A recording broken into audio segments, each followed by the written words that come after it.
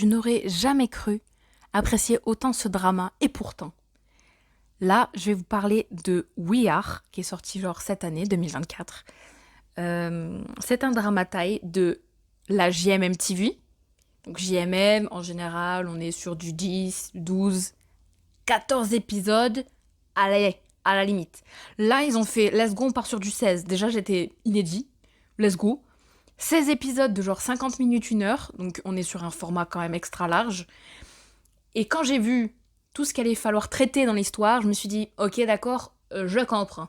On parle pas d'un drama policier où il y a des enquêtes de tarés à résoudre, non. Ce ne sera pas ça. On parle d'un drama avec 4 couples à mettre ensemble, 4, et à suivre. Oh, mais un bordel, un bordel.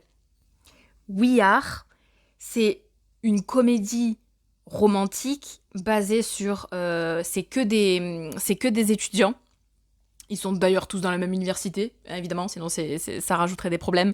Et c'est aussi basé surtout sur l'amitié qui se développe entre eux et tout ce côté, la jeunesse et le côté un peu bittersweet du fait qu'on se rapproche chaque minute, chaque jour, chaque semaine un peu plus de nos diplômes et du fait de se séparer parce que chacun choisira sa voie, etc.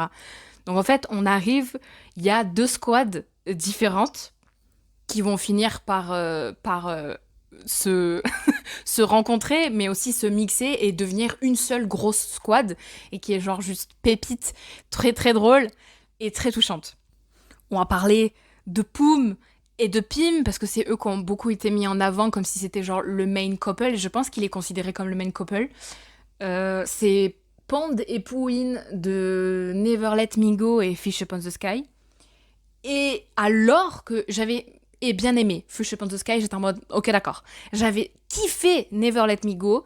J'ai pas réussi à m'attacher à leur personnage dans ce drama-là. J'ai pas aimé de ouf leur storyline. Je suis désolée. Le postulat de départ de leur histoire, c'est que Pim, c'est un artiste. Et donc, il est dans le département des arts libéraux, que sais-je. Et donc, il vient de finir sa peinture qu'il est censé rendre pour son devoir, etc.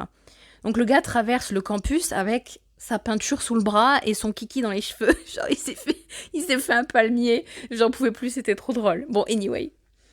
Et alors qu'il traverse, j'ai même envie de dire tandis qu'il traverse, il y a un gros ballon qui vient taper sa toile.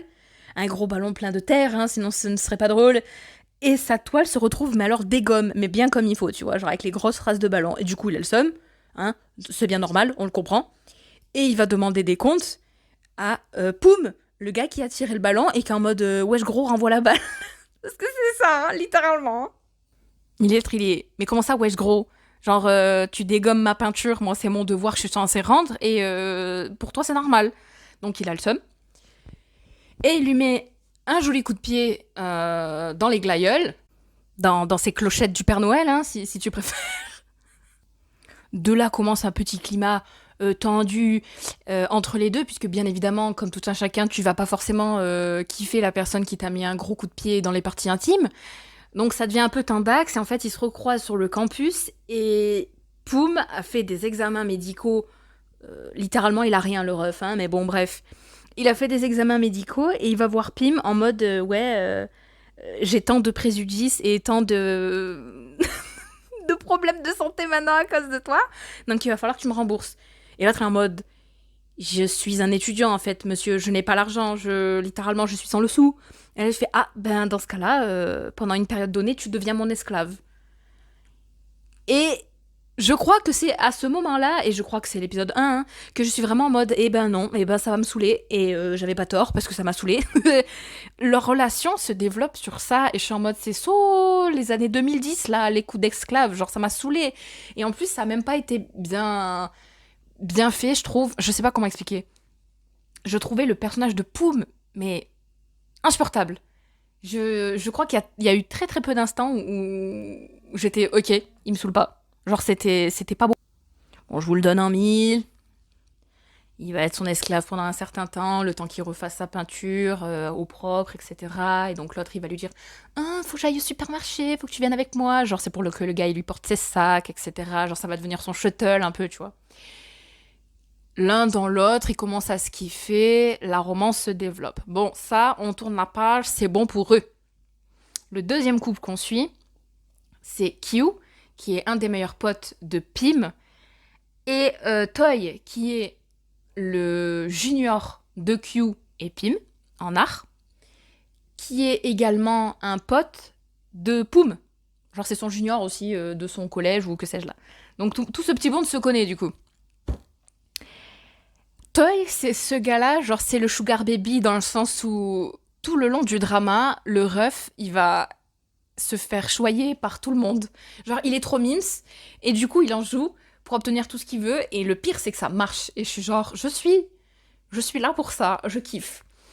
Q est joué par Winnie et Toy par Satang de My School President. Du coup, j'étais en mode let's go. Genre grave des rôles tout à fait différents de ceux qu'ils avaient dans My School President parce que Q, c'est un peu genre ce gars-là un peu froid, c'est toujours en tank top, le major de promo en art parce que ses œuvres elles sont magnifiques, etc. Genre c'est grave un bosseur, il est un peu distant, un peu froid, mais il est grave cool en dehors de ça, mais il a un peu cette attitude qui se donne, tu vois.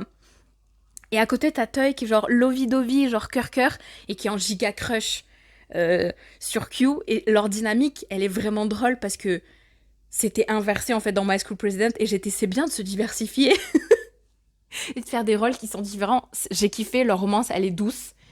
Y a toute la squad après qui essaye de se mettre au milieu en mode on va tout faire pour que Q se rende compte que Toy est amoureux de lui, etc. Et j'étais let's go. C'est hyper cliché, vraiment. Mais ça marche. Ça marche. On accepte, on est là, on regarde, c'est good food, donc c'est bon. Troisième couple que nous avons, c'est Chain et Pun. Chain, l'acteur, j'ai plus son nom. Je crois que il s'appelle Mark. C'est celui qui était dans My Gear and Your Gown. Il était dans quoi d'autre déjà? Dangerous Romance, il faisait partie du couple secondaire, etc. Et donc il était avec le gars qui... Enfin, il est toujours en couple avec le même gars. Ce gars-là s'est fait virer de la JMM parce qu'il il a eu des bails problématiques, etc., etc. Du coup, le gars a été remplacé. C'est-à-dire que le drama a été tourné, je crois, dans sa quasi-totalité, avec le premier ref qui finalement s'est fait dégager et ils ont dû retourner toutes les scènes où ce gars-là était présent avec un autre gars. Donc t'es en mode, c'est super, merci la dévotion qu'ils ont eu à tout retaper. Et l'autre petit gars, je ne me souviens plus de son nom, mais je l'ai vu dans plusieurs choses, dans plusieurs dramas. Je l'ai vu dans Shadow avec Singto et Fluknatouche. Enfin bon, bref, on s'en fout. Donc ce gars-là remplace le gars problématique. Et ils font partie intégrante donc, de la storyline. Ils font partie du groupe de potes initial, c'est-à-dire Pim, Q, Chain et Pun. Et Tan, mais j'en viens plus tard. Et donc, accrochez-vous à votre slip parce qu'en fait ça va être un slow burn qui va durer toute la saison parce que littéralement c'est pas le couple principal et c'est pas le couple qu'ils vont mettre en avant. Ils vont avoir leur screen time, genre littéralement le dernier épisode. Et rip à eux. Ils sont cute quand même, hein, mais rip. Genre, vraiment rip. Mais ne vous faites pas de soucis parce que là je vous mets un petit baume sur le cœur en rattrapant le tout avec mon main ship, genre le drama pour lequel j'étais abonnée, présente à chaque épisode. Tan et Kaofang. Tan fait partie donc de la squad de potes de Pim et Kaofang est le grand frère de Poum. C'est un bordel, c'est un bordel.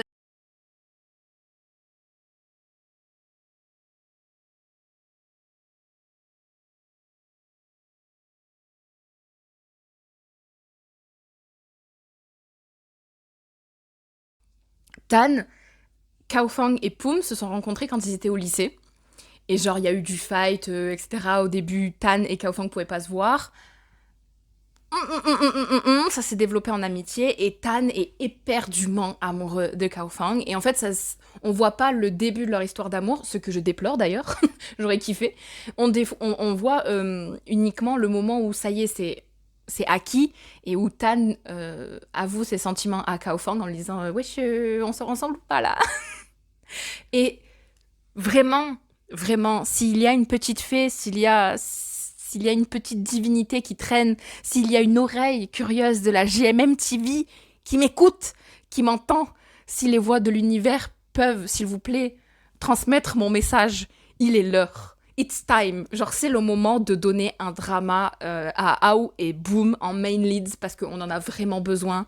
C'est bon là, on les a vus en couple secondaire, viteuf, dans Midnight Museum. On les a vus vite fait, mais alors très très vite fait, dans Vice Versa. On les a vus, allez, un chouille plus dans Hidden Agenda. Là, ils ont encore un tout petit peu plus quand même, parce que bon, il y a une différence. On les voit quand même bien un peu mieux apparaître dans We Are. Là, il est temps, c'est l'heure, on en a besoin, on les veut. It's a need, genre vraiment. Parce que dans ce drama, ils ont montré l'alchimie qu'ils ont et ils sont au top. Ils sont au top, ils slay le game, ils sont incroyables. Mais bébou, voilà, que dire de plus?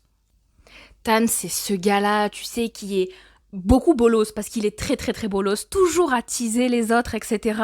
Et dès qu'il est avec son gars, dès que son gars il est là, c'est toujours Tirac, Tirac. Il est très doux, il est très cringe et il est il assume tout à fait. Hein. Genre il est, je m'en bats les steaks en fait. Genre littéralement, les autres ils sont, vas-y Tan, t'es cringe. Et lui il est en mode, je m'en fous. Je m'en fous, je vis ma meilleure vie avec mon gars. Vous avez le seum, c'est tout en fait. Vous puez le seum. Oh là là. Et Kao Fang à côté, il est là en mode, be serious 5 minutes. Ça le gêne, mais au fond de lui, il kiffe. Il kiffe parce que son gars, c'est grave une baby girl. Qui est toujours allez comme ça, il lui prend la main, il met son bras autour de ses épaules, etc. Genre, il est loud as fuck, Tan. C'est ce gars-là. C'est ma puce, mais vraiment, mais internationale. Et Fang, c'est le gars un peu, tu sais, genre froid, un peu classe, un peu pondéré, tu sais, qui montre pas trop ses sentiments et tout. Sauf quand il est avec son gars. Et genre, on adore. C'est du pur jus, c'est good soup. C'est good food pour les gens comme moi. Et j'étais trop contente de voir dans les commentaires que j'étais pas la seule à être là en mode let's go, il est temps de les laisser briller, genre tout seul, donnez-leur un rôle, donnez-leur un drama à eux en tant que main couple parce qu'ils méritent. C'est bon, ça fait 107 ans qu'on les voit en arrière, là il est temps qu'ils brillent tout seuls. Aïe, mes enfants. Genre, je rêve, pas forcément d'une saison 2, mais j'aimerais avoir au moins 1 ou 2 épisodes spéciaux pour avoir leur backstory de tout le développement du lycée. On nous a expliqué vite fait via des petits flashbacks. Non, moi je veux un truc concret. Je veux du concret, je veux voir de mes yeux vus. Je veux le développement de leur histoire. Je veux me dire, mais putain, ok, c'est à ce moment-là que tout s'est joué. C'est à ce moment-là que Tan, ses sentiments, ils ont changé. Et alors qu'ils pouvaient pas trop se voir leur tronche, il a fait, mon gars, si en fait, Fang et tout. Genre, c'est un besoin vital. S'il vous plaît. Bref, je m'éparpille. We Are, c'est un bon drama. C'est pas le drama de l'année, on va pas se mentir. Il y a pas un plot qui va révolutionner l'histoire du drama. Il y a pas un truc hyper tragique, hyper dramatique, hyper incroyable, des plot twists de fou. Non, c'est un truc bonne ambiance, divertissement, qui se laisse regarder. C'est drôle, il y a un petit peu des moments un peu angst, etc. Mais c'est surtout du fluff et ça fait plaisir. Genre en fait, c'était le petit bonbon de la semaine. Les épisodes de We Are, c'était vraiment un petit bonbon que tu savoures comme ça en mode hi sur ton canapé. Genre un plaisir. Un plaisir et je suis donnez-moi en plus, moi ça me va. La vérité, quand j'ai commencé We Are, je me suis dit oh là là, 16 épisodes pour ça, mais ça va prendre 4 plombes. Et au fur et à mesure, je me suis surprise à me languir les épisodes d'après en mode le thé, trop bien, mes enfants. Parce que c'était trop cool. Je pense que c'est un bon drama à regarder un épisode par semaine. Peut-être qu'à tout binge-watcher, tout d'un coup, ça peut être un peu saoulant. Mais un épisode par semaine, ça passe crème. C'est à prendre avec parcimonie comme ça, histoire de se détendre. On pose le cerveau à côté et on regarde comme ça, sans... Il n'y a pas de problème, ça, c'est comme ça. C'est cliché, c'est des trucs qu'on a vus 1000 fois, mais c'est good food. C'est good food, c'est bien. Donc, merci We Are, je kiffe. Let's go.